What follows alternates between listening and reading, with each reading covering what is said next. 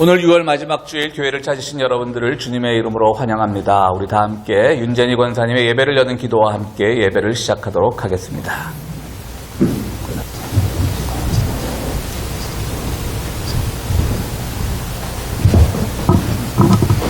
함께 기도하시겠습니다. 사랑과 은혜의 하나님, 떨리는 마음으로 이 자리에 섰습니다. 사방에 흩어져 세상 속의 삶에 바빴던 저희들을 이 거룩한 성일, 주님의 몸된 성전으로 불러 모아주시고 신령한 예배를 드릴 수 있도록 인도해 주신 은혜에 감사드립니다. 지난 한 주간도 주의 사랑 안에 거하게 하시고 삶의 모든 필요를 채워주셨으며 일상을 감당할 건강도 주셔서 감사합니다. 영원히 죽을 수밖에 없고 죄 속에 살 수밖에 없는 우리를 사랑하셔서 주님의 십자가 보혈로 구속하여 주시고 구원하여 주신 주님의 은혜를 다시 감사드립니다. 한 주간 세상 속에 살면서 말씀대로 살지 못하고 죄를 먹고 마셨습니다. 용서하여 주시옵소서. 게으르고 나태하여 기도하지 못하고 내가 삶의 주인이 되어 아버지의 뜻을 거스려 나간 이들을 이 시간 회개하오니 저의 심령 속에 성령님 임재하시고 회개의 영을 부으사 죄와 허물을 용서하여 주시옵소서. 주님 십자가의 보혈로 깨끗이 씻어 정결케 하여 주옵소서. 세상 속에 살면서 고난과 역경, 고통의 바다를 헤쳐갈 때 주님이 동행해 주셔서 십자가 단단히 붙잡고 날마다 승리하는 삶을 살게 하여 주시옵소서.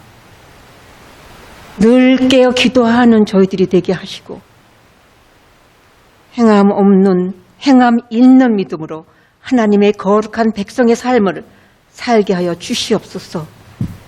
기도의 능력을 주셔서 늘 성령 충만함으로 복음을 전할 수 있는 권능도 주시옵소서. 6월을 지나가면서 6.25라는 전쟁의 아픔과 고난을 늘 기억하게 하시고 이 나라와 민족 위에 축복하신 그 부유함과 풍성함을 늘 감사하게 하시옵소서. 나라와 민족을 위해 또한 기도드립니다. 이 나라에 세우신 대통령과 위정자들에게 지혜를 주셔서 모든 정책을 오로지 애족의 마음에서 비롯되도록 꼭 붙들어 주시옵소서. 이 나라가 아버지의 축복을 받아 살아가는 나라가 되어 만방의 빛이 되며 하나님 아버지의 사랑과 축복을 알리는 나라가 되게 하여 주시옵소서.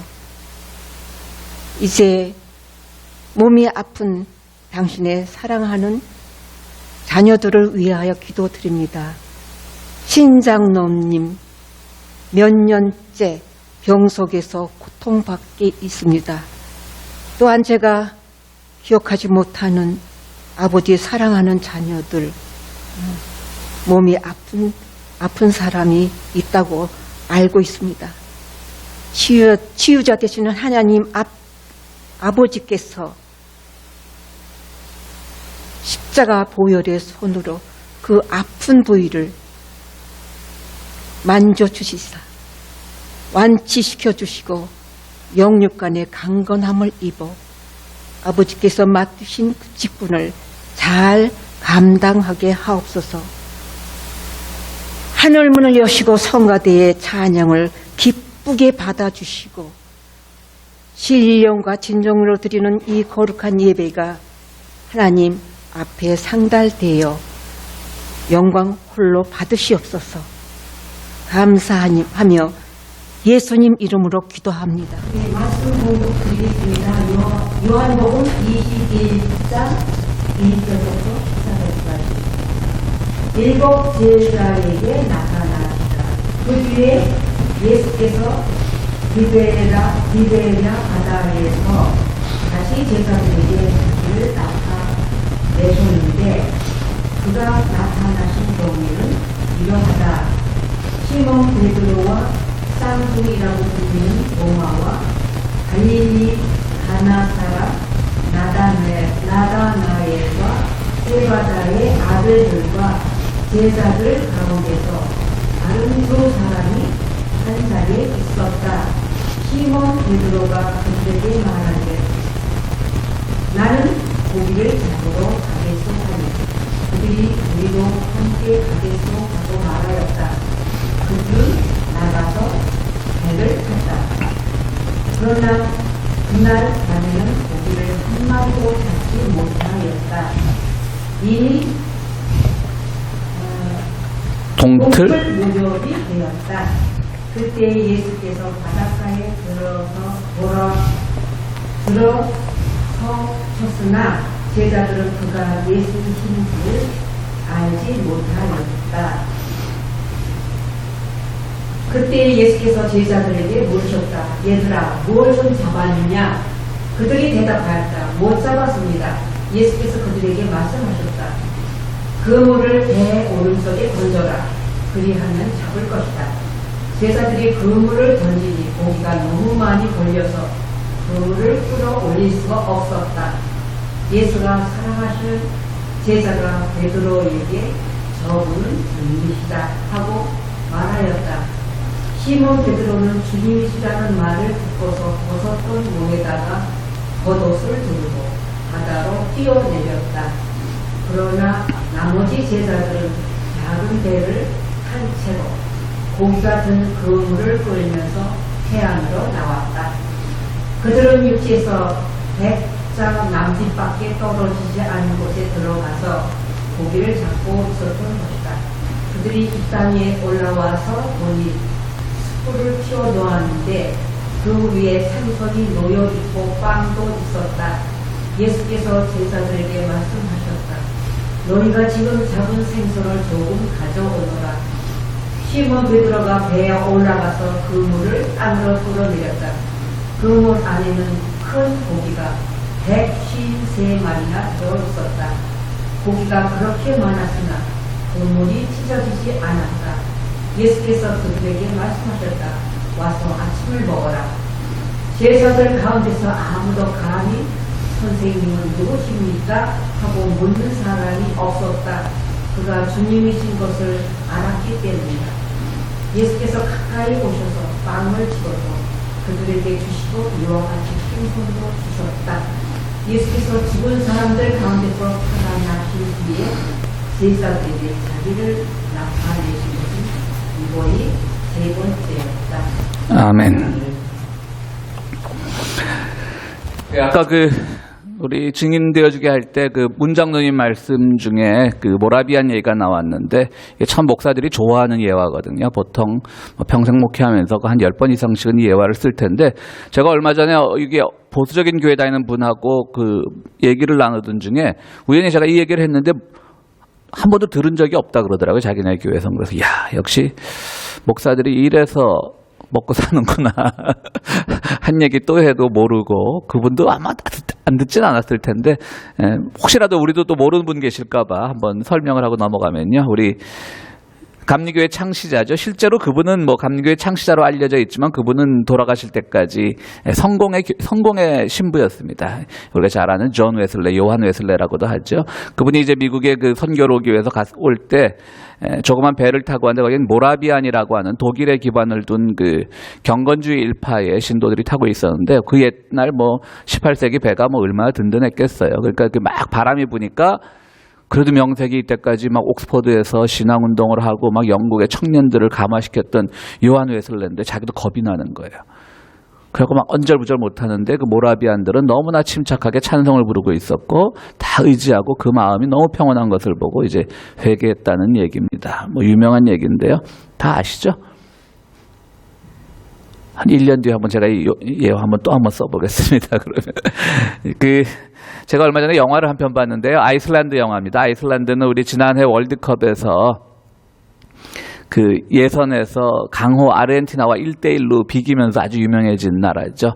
저도 뭐 그 덕분에 간 건 아니지만 작년에 아이슬란드 트레킹을 다녀왔는데요.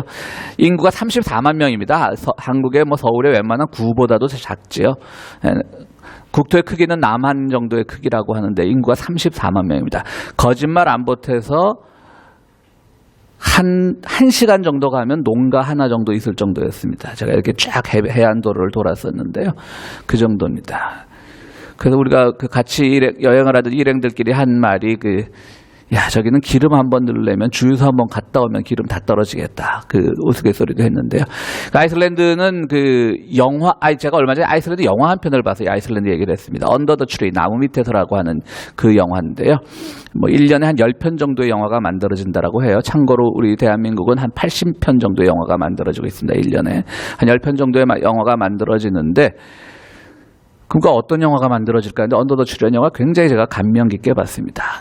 내용은 단순합니다. 옆집에 이제 같이 담장도 없이 뭐 서구 집들은 담이 없으니까 담이 없이 맞닿아 있는 옆집이 나무 한 그루를 놓고 싸우는 겁니다. 언더 더 트리, 나무 밑에서니까요. 그래서 한쪽 집에 이 나무가 굉장히 오래된 나무가 있어서 숲이 가지가 우거지고 잎이 우거진 나무가 있는데 옆집에서 좀 이걸 치워달라. 우리 젊은 아내가 일광욕 하는데 좀 햇빛을 가린다. 그러니까 가지를 좀 쳐달라라고 합니다. 큰 부탁 아니죠. 나무를 뽑아달라는 부탁도 아니죠. 그런데 이 나무가 막상 이 땅에 있는 그 정원 주인은 절대로 못하겠다는 거예요. 그 집 안주인은. 남편은 뭐 가지만 좀 쳐주자 하는데 안주인은 못한다는 거예요. 그러다 결국은 비극적인 살인으로까지 이어지는 그런 영화입니다. 그러니까 우리나라의 그 영화 리뷰들을 보면 뭐 층간소음이라고 우리 고국에서 일하는 문제들 많이 있잖아요. 하도 집들을 날림으로 지으니까 아파트 가면 아주 대단하대요. 뭐 옆집 뭐 과장해서 말하자면 옆집 숨소리까지 들릴 정도로. 그래서 좀 조용히 하라. 뭐 애가 너무 뛴다 이러다가 결국 시비가 붙어서 막 살인까지 일어나는 그 층간소음의 문제가 우리 고국에도 있는데요. 많은 영화 평론가들이 이것을 한국의 층간소음 문제처럼 이웃끼리 그 일조권 분쟁으로 싸움이 난 영화다. 그렇게 분석을 하더라고요. 저는 그렇게 생각하지 않습니다. 이 나무를 가지고 있는 집주인은 그 나무로 상징되는 뿌리로 상징되는 깊은 뿌리, 과거의 기억으로부터 헤어나오지 못하는 집입니다.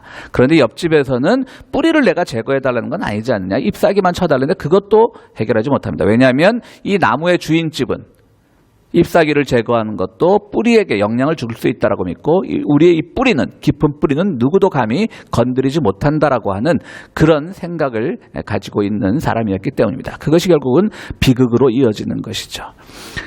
이 나무를 가진 정원의 주인은 또 하필이면 큰아들이 몇 해 전에 자살로 인생을 마감했는데 그것조차도 잊지 못합니다. 그러니까 이 안주인은 끊임없이 과거의 기억에만 매여 있는 사람입니다. 그것이 바로 나무로 상징되는 겁니다. 어디 그 뿌리박고 있는 나무, 그것을 누구도 건드리지 못한다. 그러나 옆집에 있는 사람은 좀 요즘 말로 하자면 조금 이렇게 개방적인 사람이에요. 그러니까 우리가 언제 나무를 뭐 배달라 그랬냐. 그냥 우리 집으로 넘어온 햇빛 좀 들이게 그 가지만 좀 쳐달라는 것도 못 받아들이냐. 이러다가 살인까지 간 거예요. 상호 살인까지. 두 집의 남자 주인들이 다 죽어버렸어요. 서로 죽고 죽이고 하면서.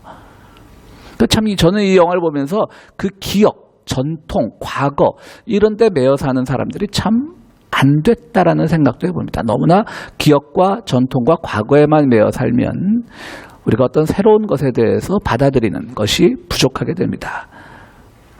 그러면 과연 기억은 항상 나쁜 것인가? 과거는 항상 나쁜 것인가? 전통은 항상 나쁜 것인가? 꼭 그렇지도 않습니다. 미국의 노스웨스턴 대학의 연구에 따르면요. 코마 환자, 그러니까는 이제 의식이 다 잃은 환자죠. 일종의 뇌사 상태 환자들에게 하루에 6시간씩 일주일에 4번 그의 코마 환자의 귀에 대고 가족들이 옛날에 가족들끼리 있었던 아름다운 추억들, 기억들을 귓속말로 해줬답니다. 그게 노스웨스턴 의대의 실험인데요. 그런데 놀랍게도 코마 뇌사입니다. 뇌사면 뭐 호흡기를 심장에만 호흡만 살아있는 거니까 뭐 안락사 시켜도 요즘 범죄가 되지 않는 그런 상태죠. 가족들은 신락 같은 희망을 가지고 그를 살려두는 것이죠. 그런데 놀랍게도 MRI 그 촬영을 해보니까 그 과거에 대한 기억의 이야기를 해줄 때 MRI가 미세하게 반동을 하면서 뇌작용이 일어났대요. 그러다가 실제로 거짓말처럼 뇌사 상태에서 회복된 사람도 있다라고 하는 것입니다. 그게 기억의 두 가지 면이죠. 하나는 어떤 사람은 기억에 너무 매달려 있으면 그 인생이 비극적이 되고 추억에 매몰되어 있으면 과거에 붙잡혀 있으면 너무 인생이 정말 갇혀있는 인생이고 또 어떤 사람에게 기억과 추억은 뇌사 상태도 극복할 정도의 아름다움으로 있는 것. 이것이 바로 기억의 양면성입니다.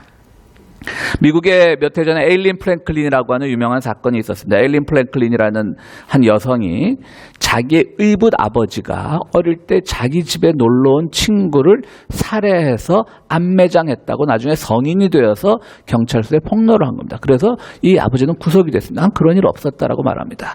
그때 미국의 유명한 심리학자인 로프터스라고 하는 사람이요, 이 사건에 이제 자문 역할을 맡아서 조사를 해본 결과 전혀 그런 거는 없었다는, 그런 사건은 없었다는 겁니다. 왜냐하면 이 로프터스는 어떻게 조사를 했냐면요, 그 시기, 즉 자기의 친구를 자기의 의붓 아버지가 살해해서 암매장했다는 그 시기의 지역 신문을 조사해 보니까 비슷한 사건이 있었고요. 그 사건의 범인은 잡혔고요. 근데 변명의 수법이나 이런 것들이 너무 이 에일린 프랭클린이 말한 거랑 똑같은 거예요. 그러니까 이 아이는 어릴 때 뭔가 신문에서 본 거를 성인이 되어서 그게 자기가 경험한 걸로 착각을 한 거예요. 그러니까 평소에 뭐 의붓 아버지가 좀 사이가 안 좋았겠죠? 뭐 그런 건 있었겠죠? 그러니까 그 의붓 아버지한테 다 뒤집어 씌운 것도 아니죠. 이거 뭐라 그래 표현해야 되나요? 그냥 그녀는 확신을 가졌던 거예요. 자기가 어릴 때 신문에서 본 거 충격적이었겠죠. 그 신문에서 희생당한 사람은 그 에일린 프랭클린의 친구도 아니고 아무것도 아니었어요. 그냥 먼 지역에서 일어난 하나의 살인사건에 대한 신문의 상세한 기사였는데 그것을 보고 마치 자기가 경험한 것처럼, 그리고 평소에 사이가 안 좋았던 의붓 아버지가 그랬던 것처럼 자기 기억이 확실히 생겨버린 거예요. 참 이렇게 해서 기억이라고 하는 것은 참 좋은 건지 나쁜 건지, 때로는 애꿎은 사람을 살인범으로 몰기도 하고, 그러나 뇌사 상태 환자를 살리기도 하고, 한편으로는 비록 영화의 이야기지만 이웃 분쟁의 원인이 되기도 합니다. 우리 신앙생활에 있어서도 기억은 매우 중요합니다. 우리의 지나온 삶에서 우리 주님께서 우리와 함께 하셨던 기억들이 참 많죠. 어려운 고비를 넘겼을 때의 기억, 또 내가 기뻐했을 때 함께 기뻐했던 기억, 주님께서 또 내가 정말 어떤 결단을 해야 될지 몰랐는데 그때 내가 기도했을 때 주님께서 가르쳐 주신 그 길로 감으로써 내가 어떤 열매를 거두었던 기억, 혹은 그 반대의 기억도 있을 수 있습니다. 주님께서 응답해 주셨는데 내가 그 길로 갔는데 그것이 오히려 좋지 않은 열매를 맺었을 때도 우리는 다시 그 기억을 재해석하면서 그럼에도 불구하고 그것은 주님께서 나에게 주신 시련이었다, 이렇게 해석을 하기도 합니다. 참으로 우리가 신앙생활에서 이 기억은 중요합니다. 여러분 그렇지 않습니까? 우리 신앙의 연조는 다 다양하고 다를지라도 우리 삶에서 되돌아보면 우리 삶에서 정말 이것이 나의 신앙의 역량이었고 주님의 역량이었고 기도의 응답이었고, 또는 내가 슬픔 중에 있을 때 나를 이기게 해주는 주님의 임재였고 라고 하는 사건들이 우리에게는 많이 기억으로 남아있을 것이고요. 그 기억을 오늘날 우리가 얼마나 잘 되살리냐에 따라서 오늘 우리의 신앙의 성숙도도 결정될 것입니다. 오늘 주님께서는, 예수께서는 부활하신 뒤에 디베랴 바닷가, 뭐 바다라고는 하지만 실제로 호수를 말하는 거겠죠. 디베랴 바닷가에 나타나서 제자들과 여러 가지 이야기를 나눈 장면입니다. 이것은 바로 주님께서 부활하신 후에 세 번째 나타난 사건이라고 오늘 요한복음은 소개하고 있는데요. 오늘 디베랴 바닷가에서 제자들은 본래 그들의 직업이었던 어업에 종사하고 있었습니다. 자, 예수님이 부활하셨다는 소식은 들었지만 그들 마음에는 아직 확신이 없었던 것이죠. 그래서 각기 고향으로 돌아가고 뿔뿔이 흩어지고 본래 어업에 종사하던 한 5-6명의 제자들만 그 디베라에서 고기잡이를 시작하기로 결정을 했습니다. 그러나 그것이 아직 우리의 직업이 될 거라고는 생각 안 했을 겁니다. 그들도 한 3년 동안이나 자기 일터를 떠나 있던 사람인데 그렇게 금방 복귀가 가능했겠습니까? 그러니까 많은 고민들이 있었겠죠. 야, 내가 다시 우리 고향으로 돌아가서 내가 그물을 던지면 내 친구들이 나를 뭐라 그럴까? 저 미친 녀석 저거 한동안 뭐 예수라는 거 쫓아다니더니 잘 됐다라고 비웃는 사람은 있지 않을까? 내 가족은 나를 어떻게 받아들일까? 내가 과연 예전에 그 그물 던지는 솜씨는 아직 나에게 살아있을까? 남아있을까? 이런 기억 막 하고 있는데 예수님이 나타난 거예요. 근데 사람들이 처음엔 예수인지를 못 알아봤어요. 그리고 세 번째라고 하는데 못 알아본 거죠. 근데 예수님이 이제 그 제자들에게 뭘 좀 잡았느냐 이렇게 물어보니까 뭐 잡지 못했습니다 라고 하니까 그러면 그물을 오른쪽에 던져봐라 라고 했더니 그물이 막 찢어질 정도로 고기가 잡힌 거예요. 생선이. 그러던 중에 예수님이시다 그러니까 베드로는 헐레벌떡 그냥 배에서 내려가지고 막 첨벙첨벙 예수님에게로 달려오고 또 참 의문의 숫자죠. 153이라고 하는 요한복음에서는 모두 고기를 세어보니까 잡은 고기를 세어보니까 153마리였다. 그래서 그걸 잠시 빵을 가져와서 빵과 함께 생선을 구워 먹으면서 아침을 함께 보내게 되었다라고 하는 것이 오늘 본문입니다. 어떻게 보면 참 일상적인 사건이고 예수님께서 부활하신 후에 제자들에게 나타나신 그 하나의 사건을 묘사하는 별 의미가 없는 장면으로 보일 수도 있지만 여기서는 매우 중요한 사실이 주님과 제자들 사이에서 일어나고 있습니다. 바로 오늘 설교에서 제가 말씀드리고자 했던 그 기억에 관한 이야기입니다. 바로 이것은 제자들, 특히 베드로를 중심으로 한 그 제자들에게 그들이 예수님과 했던 기억을 다시 불러내는, 다시 소환하는 그런 사건이었던 것입니다. 그런 장면입니다. 이 장면은 어떻게 보면 고기를 잡는 장면, 단순한 장면이고 예수를 못 알아봤다가 예수를 뒤늦게 알아보고 헐레벌떡 뛰어와서 예수님을 환영하는 그런 장면이지만 그 안에는 실제로는 바로 제자들과 예수님께서 지난 3년 동안 함께 지내면서 경험했던 모든 기억을 다시 불러내서 재구성하는 그런 장면이라고 우리가 생각하면 되겠습니다. 맨 처음에 이 사건은 베드로에게는 그가 처음 부르심을 받았을 때의 그 날의 그 기억을 되살리게 하는 그런 사건이었습니다.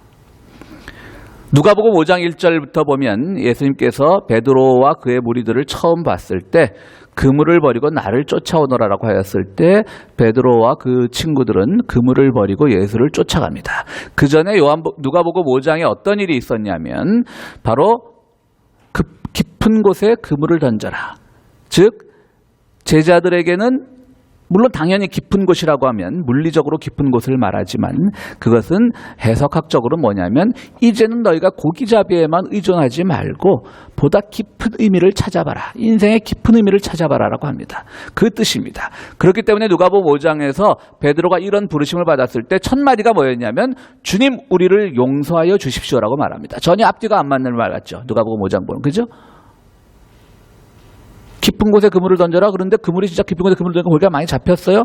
그럼 주님 감사합니다. 주님 덕분에 그때는 주님이라고 부르기도 전이지만요. 어쨌든 당신 덕분에 누군지 모르지만 지나가는 객 덕분에 우리가 고기를 많이 잡았습니다. 이래야 되는데 베드로가 주님 우리를 용서해 주십시오라고 말합니다. 뭡니까? 깊은 곳과 연관이 되는 거죠. 깊은 곳에 그물을 던지라고 하는 것은 이제는 인생의 깊은 의미를 가지고 생각하며 살으라고 하는 겁니다.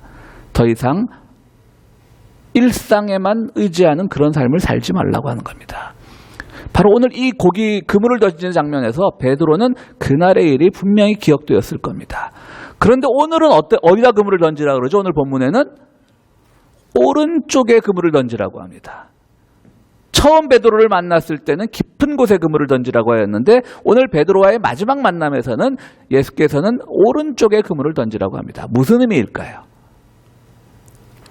이제는 신앙생활을 하는 데 있어서 제자가 되는 데 있어서 3년 동안 충분한 가르침을 받았다. 이제는 깊은 것보다 이제는 바로 수평적으로 사고하라는 겁니다. 오른쪽은 수평이죠. 아래 위 개념이 아니죠. 상하 개념이 아니죠. 깊고 낮은 심과 낮을 천의 개념이 아니죠. 아주 중요한 사실입니다.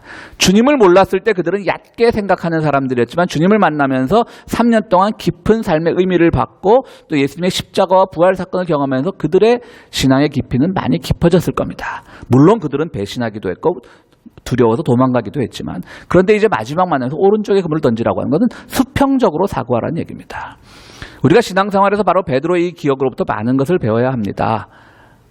물론 우리가 누가 어떤 사람은 신앙이 좋다, 신앙이 깊다 이런 말들을 많이 합니다. 우리는 물론 성찰하면서 우리의 신앙이 어느 길로 가야 할지는 고민하는 것이 필요하지만 동시에 거기에만 매몰되어 있으면 우리의 신앙은 마치 영화 언더 더 추리에서 나오는 것처럼 뿌리만 찾는 그런 신앙인이 되기 쉽습니다. 이제는 수평적으로 사고해야 됩니다. 내가 살아가고 있는 이 세상에서 주님은 나에게 무엇을 하기를 원하고 계시는지, 내 이웃의 모습에서 나는 예수의 모습을 어떻게 발견해야 되는지 오른쪽 왼쪽 수평의 개념으로 생각하는 것입니다. 바로 이 오늘 요한복음 21장 1절에서 14절까지 해서 주님은 베드로로 하여금 첫 부르심을 기억나게 했습니다. 그것이 참 감사한 일입니다. 두 번째로 그리스도를 고백했던 것을 기억하게 했습니다. 누구도 그분이 주님인 줄 알지 못했고 마지막에서 주님이시다라고 말을 합니다. 우리는 베드로의 신앙 고백, 마태복음 16장에 나오는 베드로의 신앙 고백을 잘 압니다. 베드로가 예수님이 지나가시다가 베드로에게 너희는 나를 누구라 하느냐, 그러니까 더러는 엘리야라고도 하고 더러는 세례 요한이라고도 하지만 주님이시야말로 살아계신 그리스도시며 하나님의 아들이십니다. 베드로의 유명한 신앙 고백 있죠? 가장 정확한 신앙 고백이죠. 그게 교회의 기초가 됐죠. 너무나 네가 신앙 고백을 잘하였구나. 나도 앞으로 너를 베드로라고 부르겠다. 반석이 되어라 이거죠. 베드로라고 부르겠다. 아마 그것도 생각이 났을 겁니다. 베드로는 기억이 났을 겁니다. 왜냐하면 그들은 처음엔 주님이 누군지 알지 못했어요. 멀리서 보고, 바닷가에서 멀리서 보고. 그런데 와서 주님이시구나. 그리고 기뻐서 그냥 첨벙첨벙 뛰어온 것뿐이에요. 거긴 어떤 수사도 없습니다. 어떤 정말 그들을 위한 찬사도 없습니다. 메시아십니다. 그냥 나와 함께 하시는 주님, 우리가 시르에 빠져 있을 때 찾아와 주신 주님, 그 사실만 중요한 겁니다. 역시 이것도 우리의 신앙생활에서 매우 중요합니다. 우리의 신앙생활의 언어들은 지나치게 수사 혹은 찬사 위주입니다. 하나님 사랑합니다. 참 좋으신 하나님. 비판하는 건 아닙니다. 그런 걸 빼면 또 우리가 찬송가를 부를 수가 없더라고요. 비판하는 건 아니고요. 그러나 이제는 우리는 바로 주님이 내 옆에 계신 그 사실을 기뻐하면서 주님과 동행하는 그 삶을 우리는 기억해내야 됩니다. 이제 제자들은 내가 정말 누구보다도 정확하게 신앙 고백을 했지만 주님은 그리스도시요 살아계신 하나님의 아들입니다라고 신앙 고백했지만 지금 필요한 것은 바로 예수께서 내 옆에 계시다는 것뿐입니다. 내가 시리에 빠져 있는데, 좌절에 빠져 있는데 내 옆에 오셔서 나와 함께 하셨다는 사실이 베드로를 비롯한 모든 제자들에겐 중요했던 것입니다. 또 이 사건을 보면요, 무엇을 기억했을까요? 제자들이, 베드로를 비롯한 제자들이. 저기서 빵과 고기가 계속 나옵니다. 오늘 요한복음 21장에서 빵과 고기가 계속 나온다는 점은 뭐냐면 그 유명한 오병이어의 사건을 제자들은 기억했을 겁니다. 그때 정말 무용담처럼 신기하지 않았겠어요? 내가 예수님이 어디 안진뱅이 일으키고 병자 고치고 이런 1:1 기적을 베푸는 건 봤지만 이렇게 5,000명을 상대로 겨우 떡 5개와 물고기 2마리로 5,000명을 다 먹였다라고 하는 것은 믿어지지가 않는데, 우리 그때 굉장했어. 그때 사람들 좋아하는 거 봤지. 이 두고 무용담일 거라고요. 그런데 오늘 여기서는 소박한 아침 상만이 차려집니다. 여기 하필이면 153이라는 숫자가 나와서 초대교회 때부터 이 153을 해석들 많이 해요. 이 헬라어에는 이 알파벳이 숫자를 대신하기 때문에 153을 풀었으면 또 뭐다 이런 지금까지도 그런 많은 해석을 되고 있는데요. 그런 해석 중에 우리가 배울 만한 것도 있지만 저는 의미 없는 숫자라고 생각을 합니다. 그냥 오병이어의 기적 때는 막연한 숫자였어요. 하나님의 은총에 의해서 많은 사람들이 먹었다. 그리고 12광줄에나 나왔다. 처음에 시작은 오병이어로 시작했지만 빵 5개, 물고기 2마리로 시작했지만 수천 명이 먹었다. 그 다음에 얼마나 많은 분량이 나왔는지 누구도 몰라요. 막연해요. 구체성이 없어요. 근데 오늘 이 아침에는 153마리라고 하는 구체적인 숫자가 나와요. 숫자의 의미는 중요하지 않아요, 저는. 이제는 신앙이라고 하는 것은 막연성, 그리고 주님의 은혜, 기적에만 의존하는 것이 아니라 너희가 직접 벌어서 너희가 직접 이 구체적인 현실 속에서 살아가라고 하는 그런 오병이어의 사건을 제자들에게 기억나게 하셨던 것이죠. 사실 오병이의 사건 기억나시죠? 여러분들도 잘 아시죠? 어떤 일이 있었습니까? 그 기적 이후에 예수님 도망가셨어요. 사람들이 막 환호하니까 그게 부담스러우셨던 거예요. 야, 이것들이 이제 나 쫓아다니면 그냥 굶진 않겠구나 이 생각만 하는 거 아니야? 제자들 먼저 건너마을로 보내고 산에 올라서 기도하셨잖아요. 그러다가 바로 제자들과 일행과 합치려고 무리를 걸어가셨던 그 사건, 바로 대낮에 그런 5천 명을 먹이는 위대한 사건을 보고도 제자들이 또 무리에 걸어오니까 놀래가지고 아, 귀신이다 그랬던 거 우리 다 아시죠? 이제 신앙은 막연함에서 벗어나서, 부활 이후의 신앙은 막연함에서 벗어나서, 추상적인 것에 벗어나서 바로 153이라는 숫자가 주는 것처럼, 바로 셀 수 있는 것처럼 내 삶에서 내 이웃이 무엇이 필요한가에 대해서, 내가 지금 무엇이 부족한가에 대해서, 내가 어떤 일을 위해 살아야 되는 것에 대해서 구체적인 자기 결단이 있으라고 주님께서는 옛날의 사건들을 자꾸 재구성하게끔 소환해내는 것입니다. 베드로의 첫 부르심의 사건을 기억나게 하셨고, 베드로의 신앙 고백을 기억나게 하셨고, 오병이어를 기억나게 하셨습니다. 신앙은 비록 바로 이겁니다. 기억나게 하심을 감사해야 됩니다. 여러분 무엇을 기억하시겠습니까? 여러분들이 신앙생활하면서 평화의 교회의 일원이 되어서 살아가시면서 우리의 삶 속에서 수많은 순간마다 다가왔던 주님의 은총이 있었는데 그 중에 어떤 것을 기억하시면서 그 기억을 다시 오늘의 현실에 맞게 재구성하시겠습니까? 아, 그때 참 좋았지. 그땐 좋았는데 오늘 나는 왜 이 모양일까? 아닙니다. 기억은 우리에 의해서 재구성되는 것이고, 그것은 바로 주님을 오늘 우리가 살아가는 삶의 자리에서 어떻게 다시 재해석하냐에 따라서 우리의 기억은 같은 기억이라도 세월이 흐르면서 내 삶의 자리가 바뀌면서 다시 구성되어야 되는 겁니다.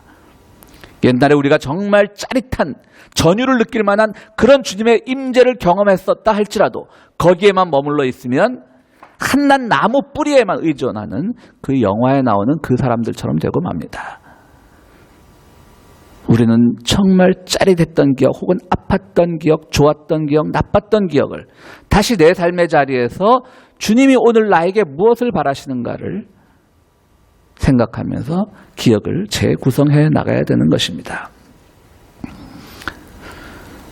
우리의 기억은 정확하지 않습니다. 왜곡될 수도 있습니다. 나 혼자 착각할 수도 있습니다. 그러나 베드로는 이 사건을 통해서 자기의 기억을 재구성했습니다. 말씀드렸듯이 그 기억이 재구성되기 위해서는 지금 삶의 자리에서 주님이 무엇을 요구하시는가를 우리는 잘 들어야 되는 것입니다. 우리는 지난 주간 정말 롤러코스터 같은 일을 경험을 했습니다. 지난주 화요일이었던 6월 25일은 바로 6.25 전쟁 69주년 발발 기념일이었습니다. 전쟁은 누구에게나 다 비극적인 겁니다. 그런데 한국의 보수 언론들은 그날 다시금 북한을 욕하고 그때의 남한을, 우리가 전쟁을 지킨 우리의 용사들을 기억해야 되고, 물론 맞는 말이죠. 어떤 명분이든 간에 희생자는 우리가 추모하고 기억해야 됩니다. 절대 그 당시 그들의 죽음을 우리가 과소평가하거나 폄하해서는 안 될 것입니다. 물론 그 죽음은 의미 있는 것입니다. 근데 여러분들 이거 아세요?